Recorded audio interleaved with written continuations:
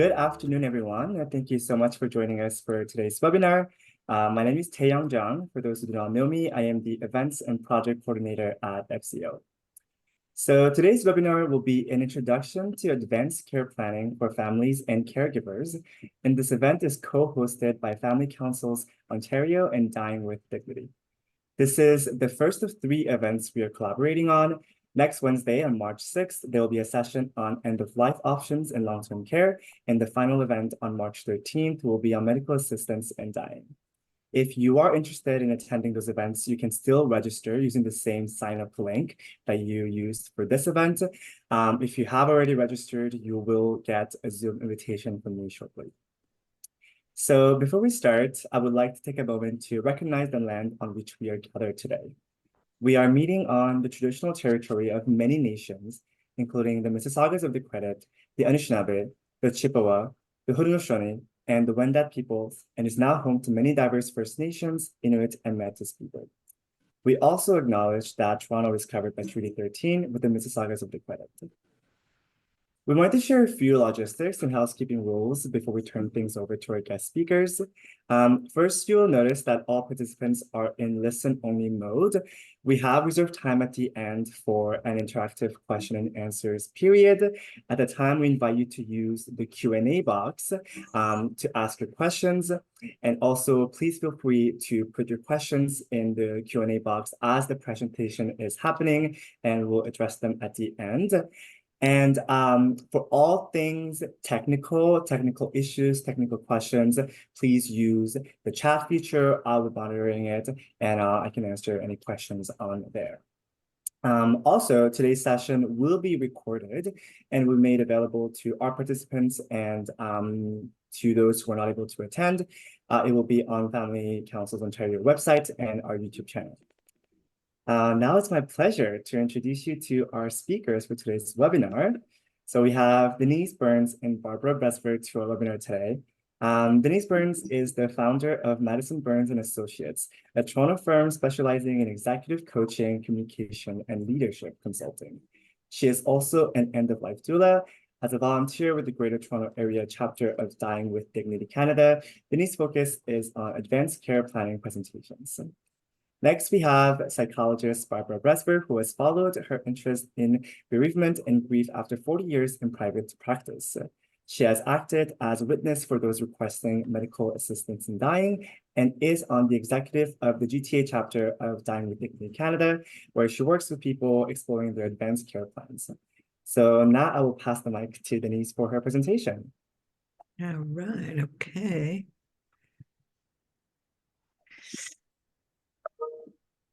Are we here? Can everybody see the screen? Yes. All right. Well, good afternoon, everyone, and welcome.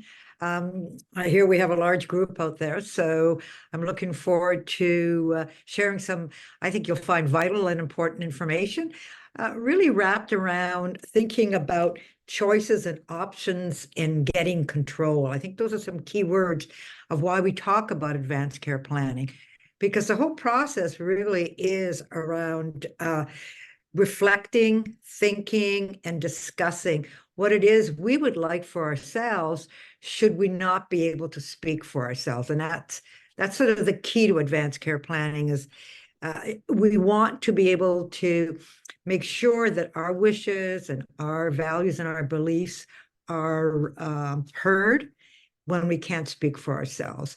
And that's why we make an advanced care plan. I'll walk you through those steps shortly.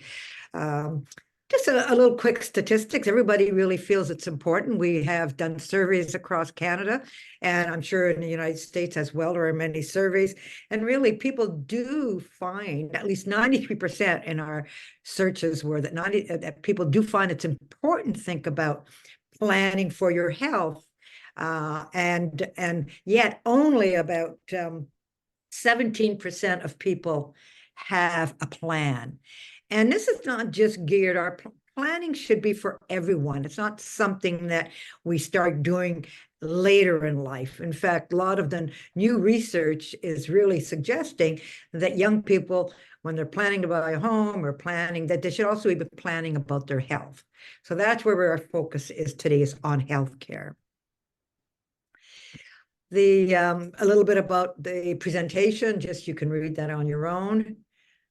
We do record it, as your host said, and sometimes, so if things change, there might be some accuracy situations. So just to be aware of that. This one is recorded as well. So planning. I'm sure everybody in this room and has done planning in any way or shape or form. You plan for your retirement, you plan for your trips, you plan for birthdays, you plan for major events, you plan insurance policies. So you're always planning.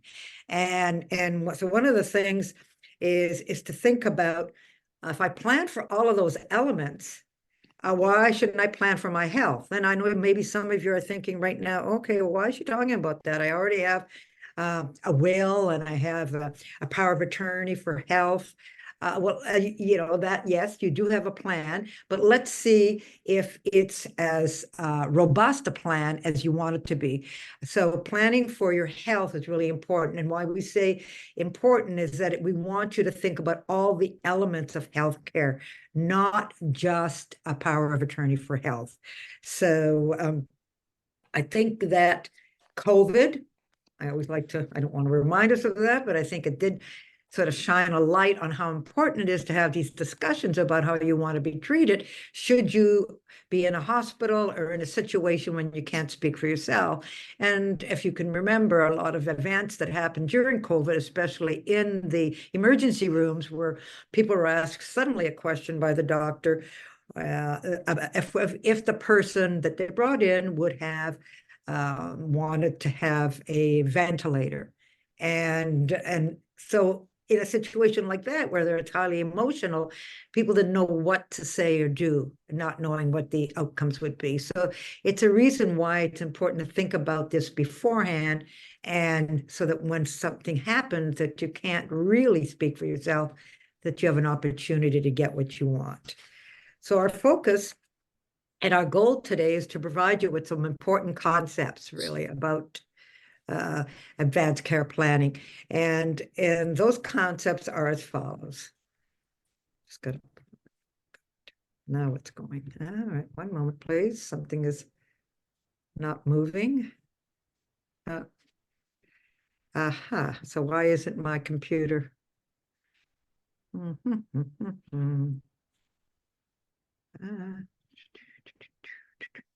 Okay. All right. It's not moving ahead. Somebody closed, I don't know. You want to try to stop sharing it and sharing it again, maybe? I did say, you are screen sharing. You want me to stop share Yeah, maybe just start again. and start again? Okay. Mhm. Well, I just did that and it didn't, okay, let's see. Oh, here we go. Can you see that? It's No. not. Is the agenda up? No, it's not. No. It's not. Okay, here we are on Zoom. Let me go back in. See, this is what we pre-planning, right? Okay. All right. Okay. You can see your screen now, and Yeah. Can you see? But you can't see. you can just share the. Mhm. Let me see. Okay.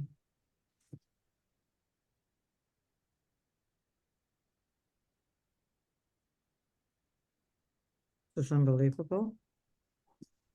Don't know why this happened. It dropped off of yours as well? Okay. Let me see here. Mhm.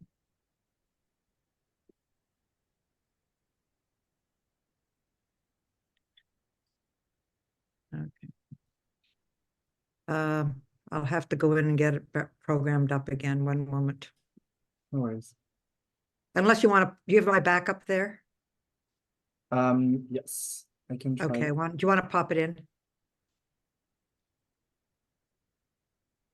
And then we'll just go to slide 4. Okay, just a second. Let's see. Yeah. Something disconnected here, something disconnected mine, and I have to set it up again. So I can do that, but if you have it. Okay. There we go. Can you just put on full screen there? Okay. Over. Or... Well, all right. So we'll go with that. Okay, I'll get you to move forward. Okay, just to the next slide. And I'll just say as we go through, next slide, is that okay? Yes, Thank you. So here's our agenda. Thank you for doing that. Apologize. Technology is always what interferes, and we met ahead of time and everything was okay. So our agenda is we'll talk about what it is and why it's important to complete a plan. And then the planning process itself, it's a 4-step process, and what to do once you've completed the plan. So we'll move slide 6. So advanced care plan is twofold. It is it really combines 2 elements: the advanced directive, which is actual paperwork, it's the document, it's your wishes, and then it also has the component of the substitute decision maker, the person that will speak for you when you can't speak for yourself. So you have 2 documents at the end of going through this planning process. We'll move on to slide 7. So many of you might be asking, why is it important? And why do I need this? Some people say, well, I have a living will. Unfortunately, there is no such thing as a living will. We don't recognize that here in Canada. It has to be something that's a lot more granular, a lot more detailed. So, and that's why we talk about wishes. We talk about wishes, beliefs, values. What's important to you at the end of life? What's important to you if you should have an accident? What's important to you if you should not be able to talk about healthcare provisions? So it doesn't matter what age you're at, what is important to you and how do you want to be treated. And by having a plan, a detailed plan about how you want to be treated really helps to reduce that anxiety. As I mentioned just a few minutes ago around COVID, people coming into the emergency rooms, it created such a sense of emotional angst that people didn't know what to answer. And really, I think the overall benefit is that it really increases communication. Today, and I'm sure many of you are thinking of this, we're kind of death averse of, it's going to happen to us all, but people don't like to talk about end of life. Some people, for cultural reasons, feel like that's bad juju and it's going to cause me some angst. And other people want to talk about it, but sometimes their family members don't want to hear about it, and so they don't want to talk about how they'd like to be treated if they're ill. So all of these are really good benefits, and it gives you a chance to communicate what it is that you want, and that's why it's important at any age. I have an example. My son was in a serious accident. He was only 19 at the time. And because we knew what his wishes were around physical abilities, and we were able to communicate to the doctor what would be important for him if he had to have a life-altering operation or had to go through some procedures. So at that point, we were able to speak clearly about what he wanted and didn't want. So moving on to slide 8, we'll begin the process. The plan and how to create it is fourfold.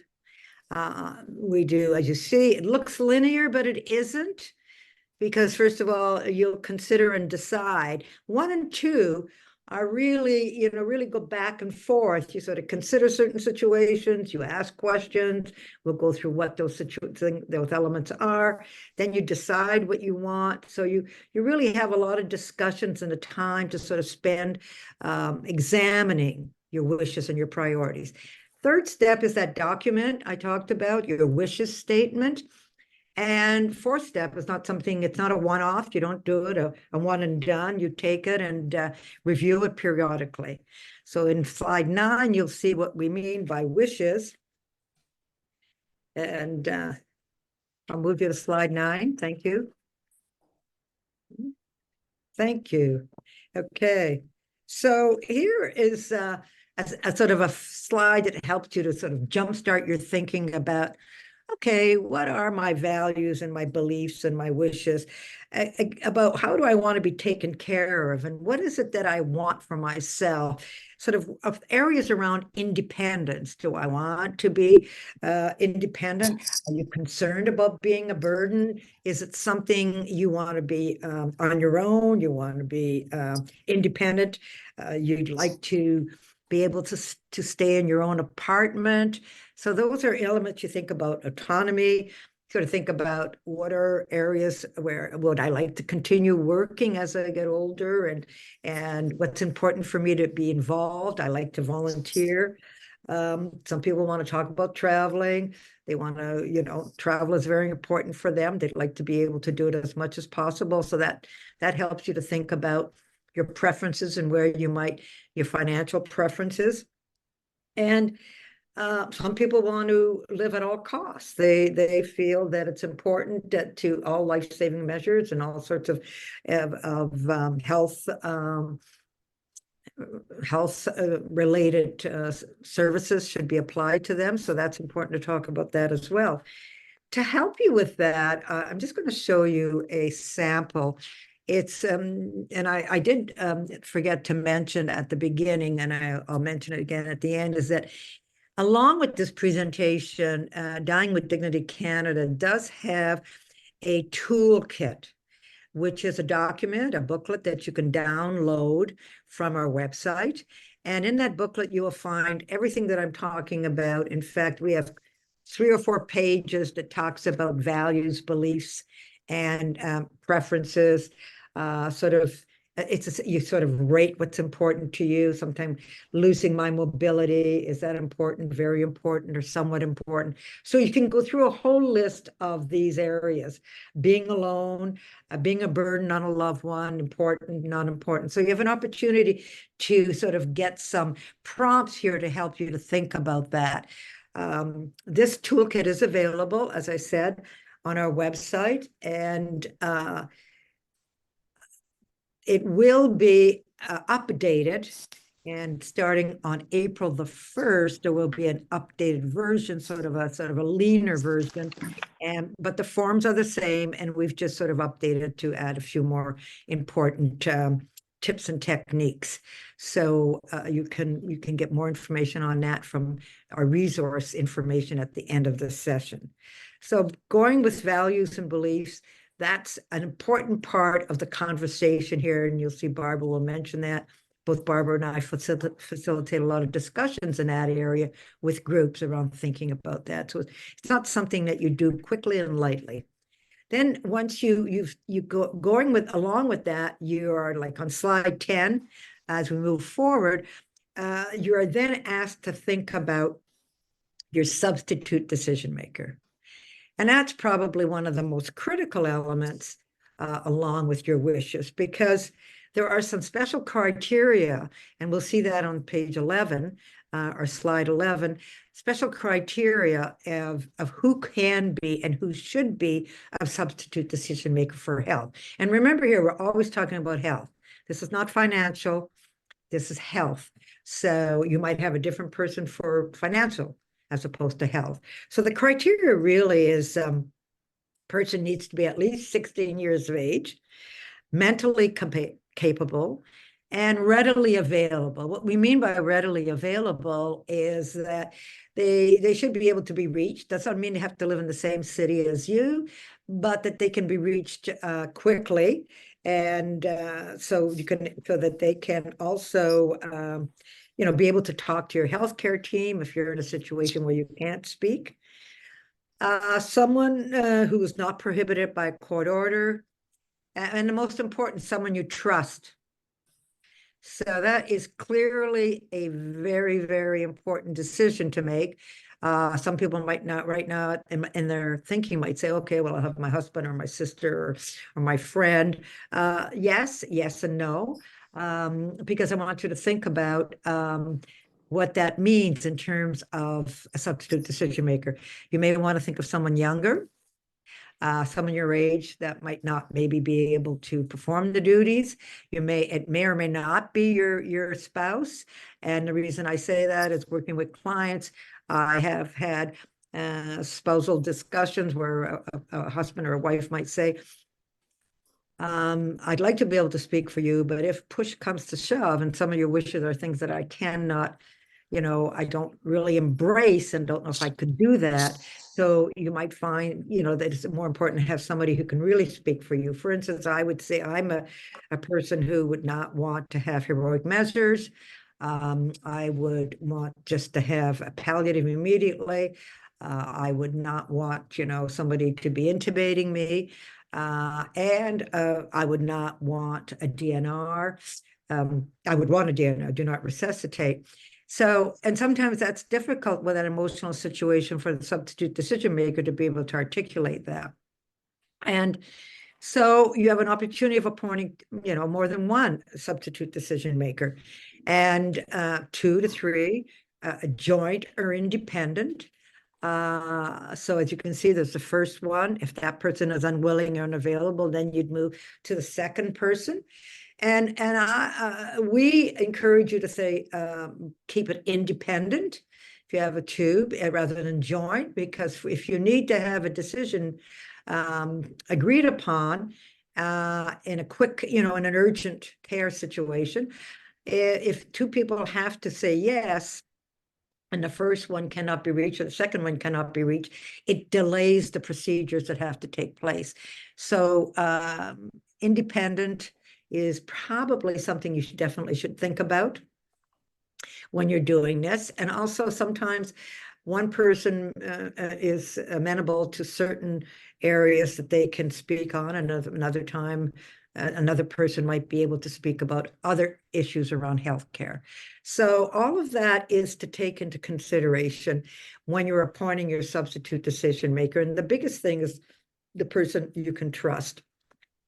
Now, if you don't have a substitute decision maker, well, the government doesn't leave you alone. They provide you with one. And so the Department of Health or the department, I guess it's the Guardian, they go down the list. They will automatically assign you a substitute decision maker based on hierarchy. And what that means, if you don't have a legally appointed one, or you don't have one, your healthcare practitioner moves down the line, spouse, child, parent, cousin, brothers, sisters, or other relatives. And if no one's available, then in Ontario, every person in Ontario really has a power of attorney, and the government it can appoint that, appoint that person, or be the government representative. So again, all to say that this is very important. Now, I want to say here that I did mention DNRs, and just to let you know that if you are a person that would have a DNR, make sure that that DNR has been issued or authorized by your doctor.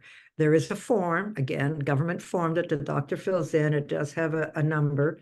And so then it's in your documents that it has there, it's DNR, and it is approved and government approved. Just saying it isn't always accepted, and is not accepted, I should say. So it's an important thing to investigate and talk to your doctor about.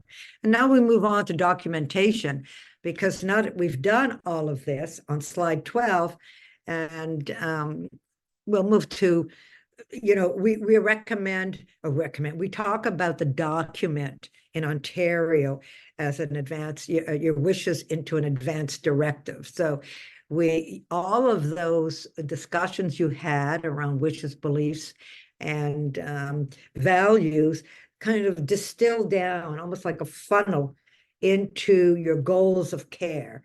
So that discussion talks about how you want to be taken care of. And let's move on to slide 13, and we'll elaborate on that. So in Ontario, we refer to this document as wishes, the advance directive, as wishes. And that it's not the same if there are other people in the audience that are not from, if there are people in the audience not from Ontario, then they should check their provincial legislation. And when you go on our website, that is available to you, because you print a document that is representative of your province. So we would print the Ontario document, which is called Wishes, and it's not a legal document because we don't there's no reference to it. However, if it's a document of your preferences about future care, and it will be treated as a document of your wishes, and it should be attached to your power of health for attorney, detailed as much as possible, and it will be considered by your substitute decision maker and your healthcare provider. So you should definitely have that, and we have a form for that. The form is in our downloads, and the form is power of health attorney for, and it's signed, and you name the people that are substitute decision makers, and it has to be witnessed. So in terms of wishes, and those wishes now we call goals of care, you are really thinking about treatment. So some of your wishes or your goals of care may be, example, if you have a stroke and you're in a coma, will assert, your advancce directive will say what kind of medical treatment you wish or wish not, or not to have. So that's important. And also will have enough detail in it to help the members of your family and your medical personnel to understand the decisions and the support that you wish and wish not to have. So that's why it's so important to be really detailed. And also, not only just around the medical perspective, but the non-medical location. Some people want to be in their own home. They want to die in place. They want to have treatment and palliative care in their home and not in a hospital. So that's a hospice is another alternative. About force feeding, it's another one we talk about. Do you want to be given food or drink, or you're able to just say, I don't want that, I just want to be palliated and just kept out of pain, but I don't want any extreme measures. For others, it's and all of us, we have wishes around spiritual support and how that's important. And so that should be mentioned in there as well, because it brings a lot of comfort to a lot of individuals to have that one. And anything else that you can think of, I include, like I'll say to clients, if there are legacy projects you would like, you want to have something written, or you write something, or you want to leave some notes or some information about how you want to be remembered, that can be in there too. It's as detailed as possible so they know where to find it, or at least let them know where they find it. So as much detail as you can will serve you well. In addition to your wishes and your goals of care, there are a couple of other things to think about. One is on your phone, on your cellular. There is an app called ICE, in case of emergency. And then if a paramedic arrives, if you're living alone in your apartment, they can open that up. It's not passport secure because of ICE will allow the paramedic to open up who your contacts are for substitute decision makers. So that's important.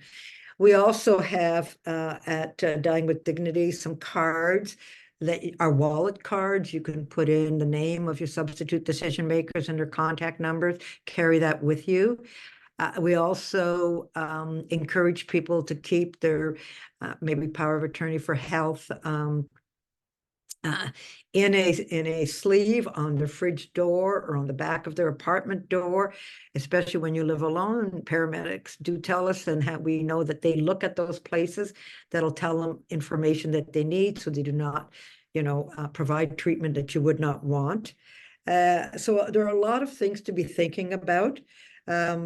So making sure that people get that information early so that no aggressive or life-prolonging medical interventions need to be taken that you would not have wanted is very important. So, so do you need to have one? I'll let you decide, but I think hopefully we've made a case, and Barbara will have a lot of answers as well to your questions on why you should have one and why it's important. So let's move on to the next step. After you've created it, as I said, review it periodically. I like to suggest to people to review it, on their birth date, or depending on the age you did it. If you're younger, you may review it every 2 years or 3 years. If you're older, you may review it yearly, or any time that there's a change in your health. And also remember to share any of that information with your substitute decision maker, and so there are no surprises. So because when you change it, it has to be signed again. And so make sure that that occurs, and keep it current. A lot of people say, well, I do have a power of health, right now at my lawyer. So where is it? Well, it's in the safe. It's at my lawyer. When was the last time you looked at it? Oh, well, I don't know, maybe 19, whatever. So this should be current, whatever it is that you want in terms of care. And in summary, on slide 16, what we've done in this introduction to advanced care planning. Oh, yes, I did say to complete a power of attorney, and yes, it is there and it includes all of that we talk about. So that document as well is, it looks like this. I'll show you a sample. I don't know if you can see much, but there is one, the power of attorney for healthcare, that you download, you sign and fill in your substitute decision makers and have it witnessed. And in summary, this is what ACP is. It's a process of thinking about what you would like, learning, and the learning process is asking questions. Have a discussion with your medical practitioner, with your doctor, or with friends or people that know, have or in the healthcare field. Learn about what would happen if you had this procedure or that procedure. And someone, I always like to share this. Many people talk about, well, we see DNR on TV, and we see people like, we'll resuscitate the person, and then the next morning we see the person sitting up in bed and just sort of enjoying life and looking, pressing on. We do know in reality that that's not the case. A DNR is a resuscitation can be very invasive. Depending on the person's illness, if the bones are brittle, if the body is weak, it's not a good process, and many things can happen. So you really want to you be curious at this time about, if you do certain types of healthcare procedures, what are the outcomes? Then talk about it, then decide who is your substitute decision maker, talk and document and review. I am now going to turn this over to my good colleague, Barbara, who's extremely knowledgeable and has worked with advanced care plans with a number of people. And please feel free to put any questions in the chat or raise your hand. Thank you. Thank you, my slide helper. Thank you so much for your presentation. So yes, so we're now at the Q&A part of the webinar. So for those who have questions, I invite you to use the Q&A box at the bottom to ask your questions. And Barbara is here to facilitate. Before I start taking questions, I would just like to note that you've just been exposed to a lot of information, a lot of new terms, and your head may feel like it's swimming. So in order to ground us before the questions and my answers, I'd like to just give you, to reiterate what you just heard about the advanced care process. When I look at it, I think of it as a funnel. More lately, and I'm not sure why, I'm thinking of it more as a martini glass. So if you imagine one, the top part, the large part, that's where you do all the thinking and discussing and considering. And that's where the wishes come in, considering different medical scenarios, all of those things. So it takes quite a while to go through that, and that's the ACP toolkit. And I encourage you to download it from the Dine with Dignity website. At this stage, it's about 30 pages. As Denise said, in April, there will be a more concise version. It will have all the core areas in it. But if you want to get started now, download it. That's your rough draft. That's your where you can scribble, where you can look, whatever. And that's the biggest part. And we suggest, if possible, to do that with a buddy or in a small group.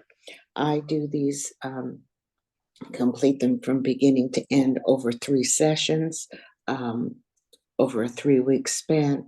And I have found that it's most helpful when you go through and everyone discusses how they're going to answer something. We learn from each other. We become aware of alternatives that we never thought of before. After we do that toolkit, as part of the kit, there's also the advanced directive. That's where we funnel things down into a more meaty area. That is not a legal document. It's considered legally persuasive, and there are scenarios in it that you can talk about resuscitation, ventilation, no heroic measures, etc. And you sign that and date it.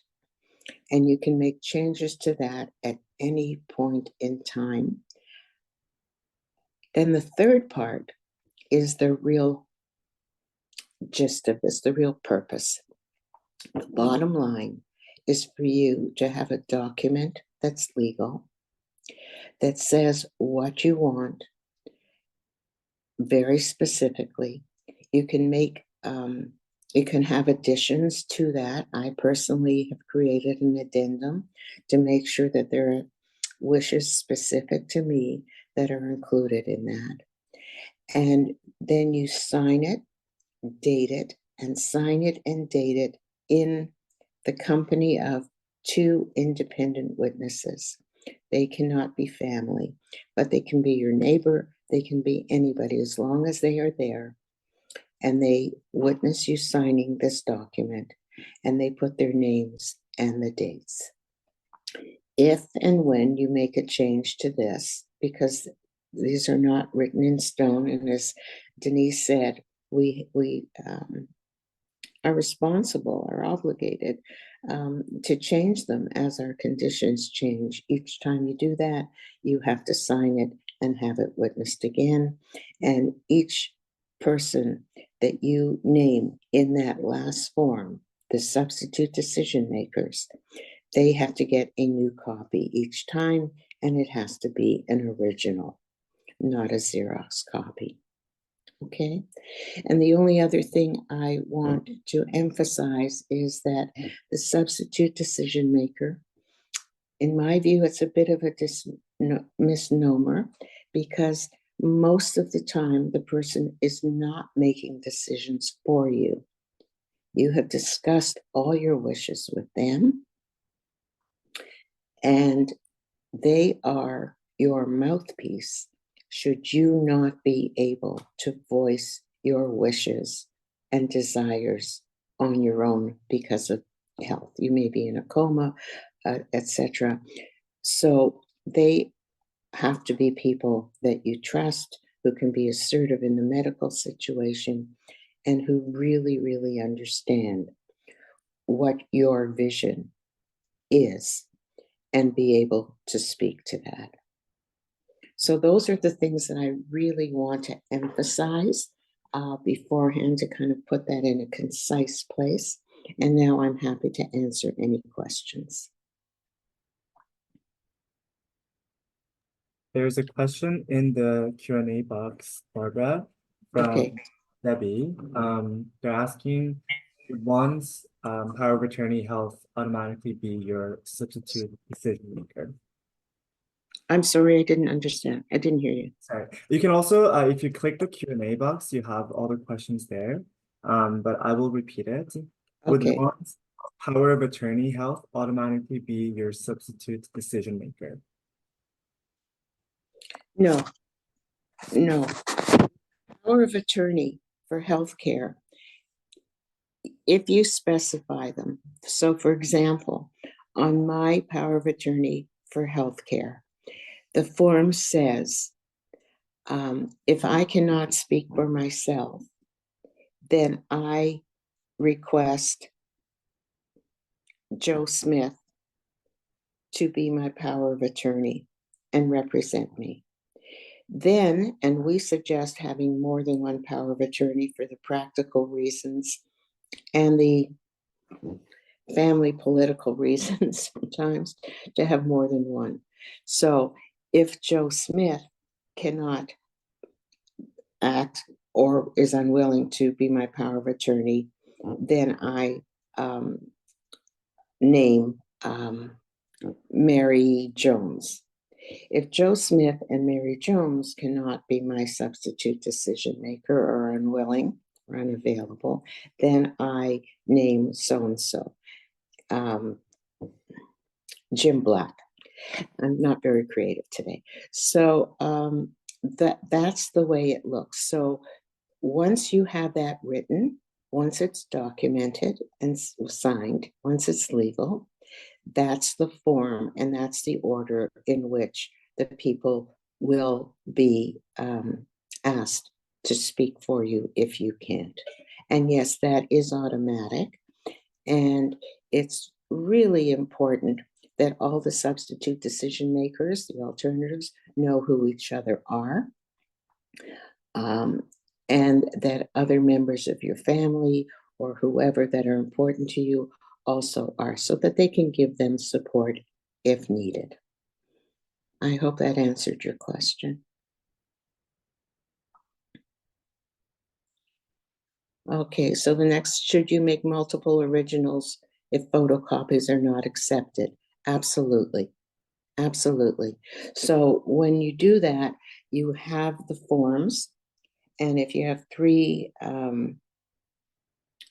substitute decision makers or whatever, it's good to have probably 5, I would say, because you need to have one in your files. You need to have one for each substitute decision maker. We highly recommend that you have a copy of your advance directive and your power of attorney to give to your doctor for their file, your family doctor or specialist. I feel like I'm leaving something out, but all of the people who are intimately involved with you should have an original copy. And that's why if you do make a change to it, it's not just initialing it and it goes. You have to change the whole thing and it has to be witnessed again. But the advance directive, this part of the martini glass, you can change that anytime you want.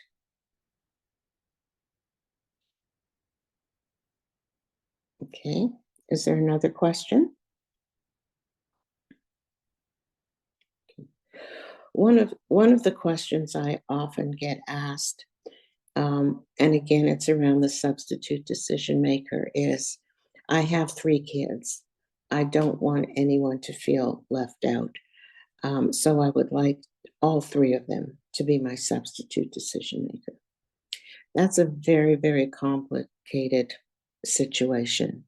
One, you know your family dynamics better than anybody, but you also know that each person, each child has a different personality, a different view. There's one situation where a parent told one daughter what his wishes were and was very clear about that. And when the time came for her to be a substitute decision maker, she honored what he said, and he opted for medical assistance in dying after a certain point, and that was done. A second sister who was not involved and not as close came afterwards and said to her sister, "You killed my father." And needless to say, that led to a lot of difficulties. So we have to be very clear about who we're asking, and we have to be clear with as many people as involved, to make sure that it is, well, it's going to be stressful and emotional no matter what, but to avoid that level of conflict that can very easily arise or become noteworthy because it is such an emotional time. Okay, are there any other questions? You're looking for clarification regarding the power of attorney form. Is this classified as legal? Yes, it is, if it is properly signed and witnessed. Does a capacity assessment need to be completed in order for it to be legal in the government's eyes? Well, ideally, you'll do it at a time when you are totally competent. It's best to do it, as Denise said, as early as possible and keep it updated. But once it's signed and your wishes are there, it needs to be honored. Okay. Any other questions? You're welcome. I'm glad that clarified. Okay. Sometimes people have a lot of questions about where they want to end of to have their final days. Before I say that, though, I want to emphasize, and I don't think this came up, the advanced care plan, as we said, should be done early and looked at regularly. And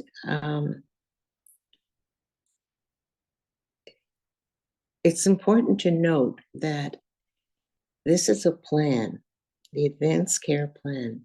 It's a plan not just for the end of your life, but for the rest of your life and the end of your life. I have an interesting experience in one of the groups I did when we were going through values and how you want to be remembered.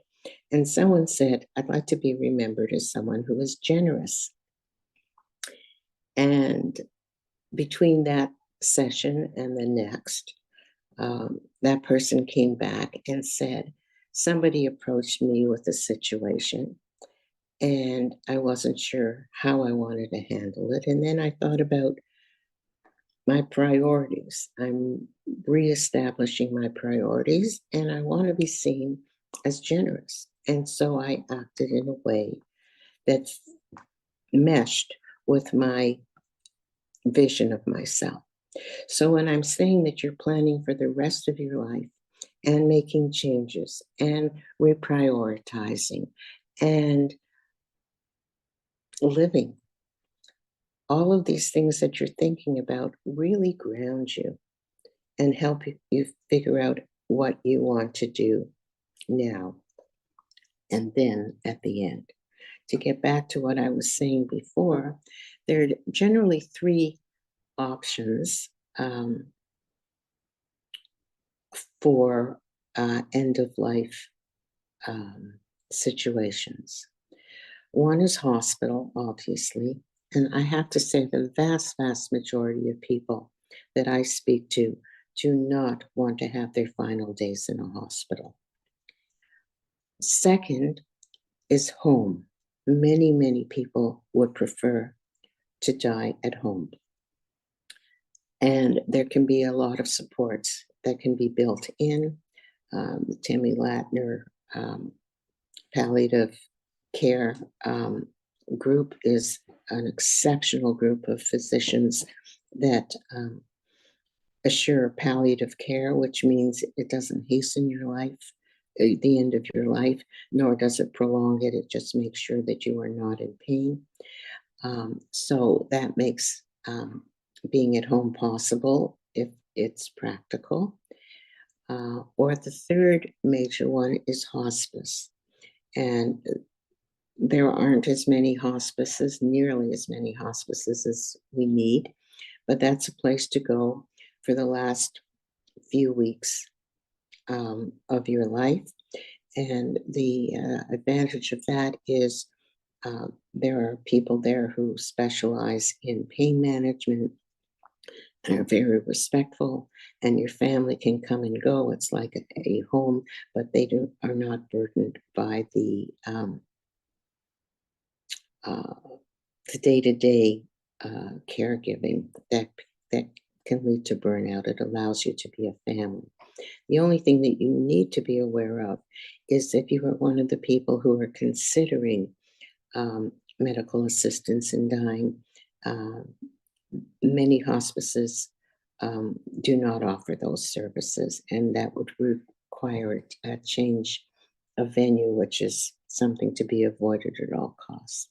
But there's some wonderful hospices available. If you live in Toronto and you are considering medical assistance in dying, and you have nowhere to be or nowhere where you would like to be for the procedure, there's also Maid House in Toronto, and that's a place where they respect your wish, and family and friends or whoever you want to be around you at the end can be there, and that would be your last day. So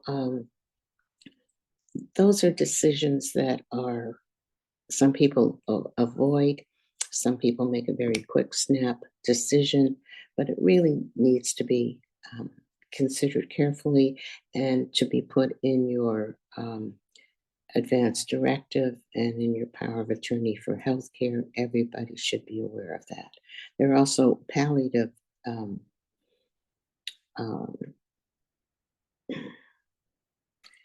not departments, but palliative units in many hospitals, and you can ask for that as well. Okay. Any other questions?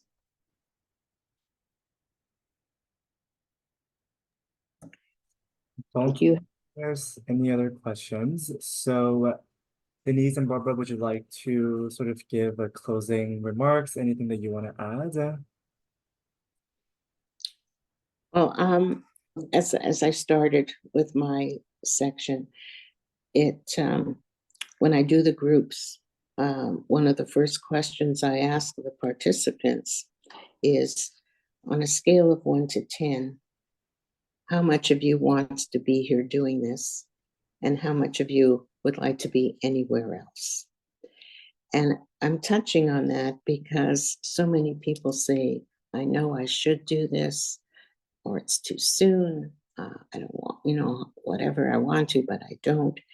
The vast majority, I would say like 95% of the people that I do this work with, even if they come with some angst or uncertainty, by the end of the sessions, by the end of filling it out and having their advanced care plan in order, their advance directive in order, and their power of attorney for healthcare in order, they feel like it is such a relief for them. And as well, it is a gift. It is a gift to your family because they do not have to be in the circumstances where they are scrambling, when they are questioning, when they are feeling scared and sad. They do not have to add the burden of what would she want? What would he refuse? What is in keeping with his vision of his life and the end of his life? So even though it may be difficult at times, it really is, it's a very thought-provoking process. There's a lot of introspection. There's no hurry to actually fill in everything and sign it. And that's the advantage of doing it now before there's a crisis. And to have that available is, as I said, so many people say it's a gift. And many of them said while they were very apprehensive about broaching this subject with their family, some say, I'm out of here. I don't want to hear about it. Others are thinking, oh, I'm so glad we can talk about this. A personal anecdote, my physician of many decades retired. She hired a young new family doctor who was interviewing all the patients. I went in, but I was interviewing her instead of her interviewing me. And I said to her, I'd like to know where you stand with end-of-life options. What's your understanding of palliative care? What's your understanding of medical assistance in dying? How can I count on you? Can I count on you if we need this? And then there was silence. And I thought, oh no, I have to find a new doctor. And then she reached over to me and said, would you talk to my parents, please? They will not talk about anything about the future, about this. And I so want them to do that. So what I'm saying is it's a very worthwhile, valuable thing to do. Thank you very much, Barbara. Denise had to leave, but yeah, I just want to say another thank you to Dying with Dignity and our guest speakers today, Denise and Barbara, for this wonderful webinar. And also thank you to everybody who has joined us for being present and interactive today. A reminder that this webinar has been recorded and the link will be sent to you when it's ready. And we hope to see you at our future events. Like we mentioned at the beginning, we have 2 events that are coming up at the same time. It's the next 2 Wednesdays. So if you're interested in signing up, you can still register. And if you have any questions or any comments, please do not hesitate to email me directly. So thank you so much. Take care and have a great day.